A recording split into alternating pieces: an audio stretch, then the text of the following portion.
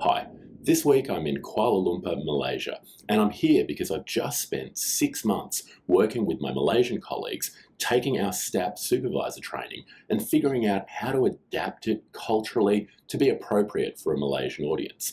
Now, you might not be aware of this, but Malaysia is an incredible melting pot of three dominant cultures. There are different holidays, different religions, different beliefs, and different ways of life. So it's been an incredibly interesting challenge for me to figure out how to take this Australian designed material and make it work here. Yesterday, I had the wonderful privilege of working with my colleague Liz Jones, who's now the head of school at Monash University, Malaysia, and also an excellent social scientist. And we spent the day talking through some of the details of what's different, what's the same, and what cultural adaptation she's learned over the last few years. Given how important cultural safety is about to be in the Australian standards, I thought I'd share some of the lessons. Lesson 1, most of the world has faith. There are 2.4 billion Christians in the world, 1.8 billion Muslims in the world, 1.2 billion Hindus, and 500 million Buddhists. Our psychology, by its nature, is secular. That doesn't mean that our psychology doesn't apply to people of faith, but we need to consider their faith in our treatments and our formulations. Lesson 2, most cultures in the world are collectivist, as opposed to Western psychology, which is individualist. We study the personality, we study values, we understand people in terms of their individual cognitions, their aspirations, their goals, and their personality. Collectivist culture define themselves by their obligations and their connections to their family and to their community. And it's a very different way of thinking about the world. Lesson 3, some cultures are hugely hierarchical. In Australia, we think nothing of a subordinate speaking up to their boss and explaining to them that things could be done differently.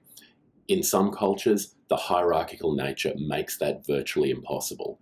In therapy, we have a power dynamic between the therapist and the client, and that power dynamic is massively amplified if you identify with a hierarchical culture.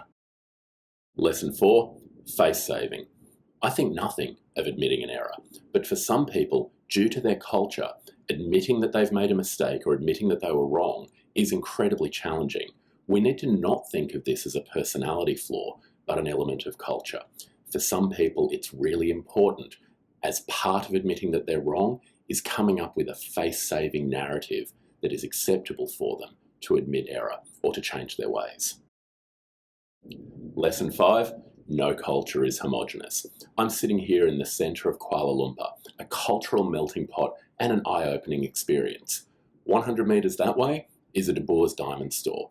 There is incredible wealth in this city. The experience of a person growing up in Kuala Lumpur is different from the experience of a person who grew up in Sabah, in the same way that the experience of a person who grew up in Turak is different from the experience of a person who grew up in Toowoomba. Class still matters, so does gender, so does sexuality.